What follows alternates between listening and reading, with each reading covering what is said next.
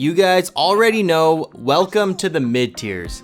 This is where the characters start to drop off pretty hard compared to the high tiers, and if you missed out on the first two parts, you'll want to see those videos before starting this one. First up is Yoshi, who is one of the most polarizing characters in the game. On one hand, he has supremely unique mechanics and insane tricks that very few people in the world are ever ready for. But on the other hand, his weaknesses are among the worst in the entire cast. Yoshi is by far the biggest case of matchup inexperience. When faced with someone who understands how to abuse the matchup, Yoshi pretty much becomes invalidated by most of the cast. Most of Yoshi's strengths stem from his one-of-a-kind shield. It actually suffers no shield stun, cannot be shield poked, and can escape pressure more easily with his light shield.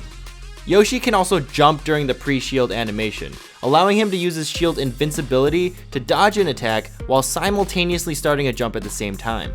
This is the ever so famous parrying technique that Amsa uses to great success, and the one that many people use as evidence that Yoshi has 20xx levels of potential. Yoshi also has double jump armor, allowing him to take minimal hit stun to get through certain attacks, and even counterattack afterwards in some cases.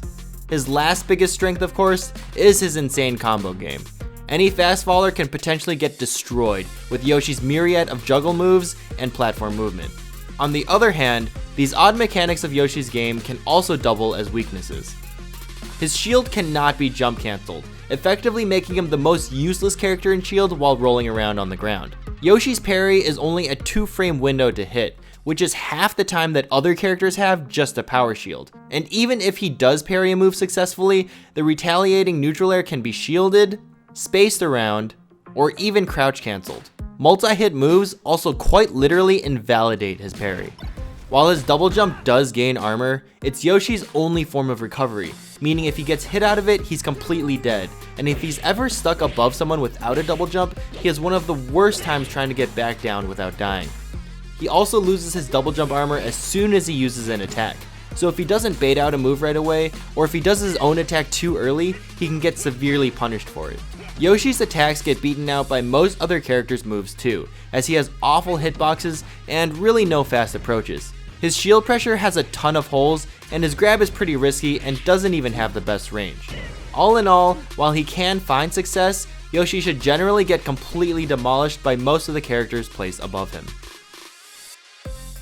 Mario is pretty much just a worse Dr. Mario. He's slightly faster, has a better recovery, his forward smash has more range, but the problem is he has very few kill setups. Mario also has a worse cape hitbox, a weaker down smash, a weaker back throw, and his forward air is no longer a kill move. Where Doc can get a guaranteed forward air after grabs, Mario gets a neutral air and his opponent lives until 180%. He does have a slightly better recovery, but his lack of approach isn't covered as well by the way that pills cover Doc. Fireballs cover less area and can't be followed up on as easily, not to mention they do way less damage, as Doc's pills actually hit like a truck. These kill setups manifest themselves most clearly against floaty characters that Mario has trouble edgeguarding and comboing. Even though his forward smash reaches way further and is much more spammable, it's still weaker than Doc's forward smash. There are arguments for Mario doing slightly better than Doc against fast fallers or characters that he can edgeguard well, like Marth and Sheik, but he has so much more trouble against everyone else that such a slight advantage wouldn't make up for it, even if it were true. Ganondorf is really not a very good character. While he does pretty well in some floaty matchups and has an incredible down throw, he lacks sufficient tools in neutral to really get hits in. These characters that lack fast approaches are significantly easier to play against than everyone else. They just keep jumping in the air and you sit just outside that range forever and you can pick any opening you want to attack, which on someone as fat and heavy as Ganon will probably lead to some major damage. In order to land hits then, Ganon has to somewhat cheese or trick his way into a hit, like by using some tricky wave lands or some crouch cancel stuff, otherwise his opponent has all the time in the world to react to such a slow moving creature. Alternatively, fast characters can put the pressure on early, forcing him to be defensive and throw out attacks to wall people out, which can then be punished because they're so slow and reactable. Overall, Ganondorf is too slow and his moves are too limited for him to beat certain characters with speed. While he does have some decent floaty matchups like Peach Samus and Ice Climbers, he still isn't actually favored against any of them. Donkey Kong actually isn't that bad, and may be the most underrated character in this video. While he's not great and he has a couple super awful matchups, DK can fare surprisingly well in others. His grab game is actually incredible against everyone, and is more consistent than tech chase based grabs, since he can juggle people in the air instead of having to react or guess on the ground. He also has one of the best dash dances in the game, which allows him to get the grabs he needs somewhat reliably. These grabs can not only lead to huge damage, but can also kill most characters at high percents. However, most of his neutral game is pretty much just fishing for grabs, or hoping his opponent messes up badly enough for him to get one, and missing a raw grab in neutral is just as bad with him as it is with every other character. Back air is his only other tool, which is actually really strong, as it's fast, has long range, and has very low lag.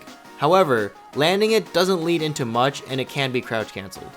DK has an awful recovery, is pure combo food for most of the cast, has difficulty getting back down from getting juggled, and has one of the worst shields in the game. However, he's still pretty fast with good range and can kill somewhat reliably. Overall, he doesn't have the worst matchup spread, and he can definitely put up a fight against a lot of the better characters. Young Link is above Link because he has some niche matchups that are doable for him.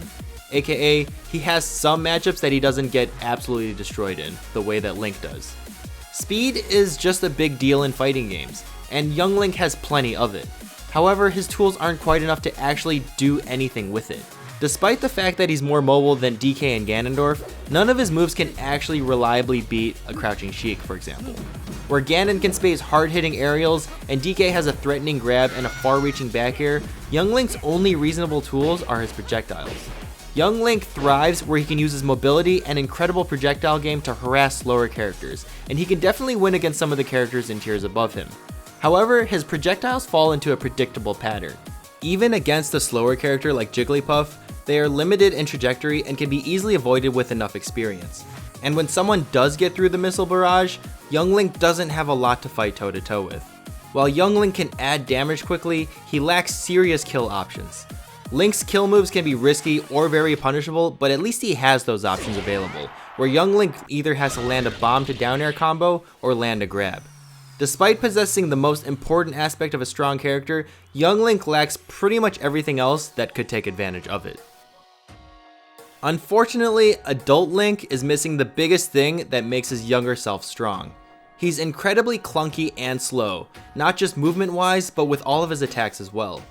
They come out slowly, don't combo super well, and aren't even that strong. Link has one of the worst out of shield games, as his shield grab has huge lag, and his fastest out of shield option is his up B on frame 9, which not only doesn't do anything at low percents, but gets punished insanely hard if you guess wrong. This is not only bad in and of itself, but because of his slow speed he's often put on the defensive, forcing him to play from a disadvantage most of the time.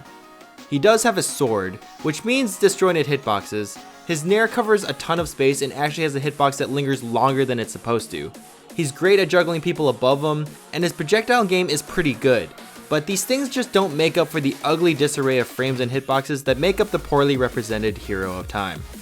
While he's slightly more well-rounded than Young Link with some decent kill moves, they are all way too punishable, and overall, Link loses to almost every character ranked above him.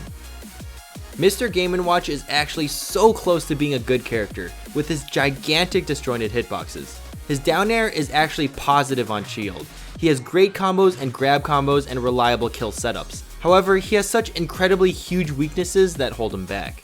Firstly, his shield is probably the worst shield in the game, as it almost always gets shield poked and requires heavy use of light shield, which puts him at a severe disadvantage. He's also tied with being the lightest character in the game, causing him to get off stage early, and if that wasn't enough, his recovery is pretty poor as well. While his up B reaches really high and he has giant magnet hands, it's extremely linear, has a lot of landing lag, and trades poorly with a lot of moves. He also has some of the slowest techs in the game, making it extremely easy to continue combos. For what it's worth, I actually don't think that not being able to L cancel certain moves is the biggest deal in the world. While of course he would get more options if he could L cancel his other aerials, his forward air and down air are the ones you'll use most of the time, so it's not really that bad. 12 frames of lag on a forward air isn't too great, but down air is actually plus on shield, giving him some good mix-ups and good shield pressure. Regardless, his moveset in a vacuum is actually incredible, and so, as Hax Mounty once said, he's the last character with remotely acceptable moves for the neutral game. These tiers fall down a whole letter grade because there's a bigger gap between them and some of the better characters. While Amsa, Scorpion Master, aka Scorp, aka Mango, and PPMD have shown just how strong Yoshi and Mario can be, the rest of the characters really struggle to keep up against the high and top tiers of the game. Despite the fact that 95% of my viewers probably couldn't even beat my Bowser in a set, even if they had infinite tries, if any of them thought this list was odd, just wait till I get to the low tiers, cause I promise it's not anything like the official tier list is now.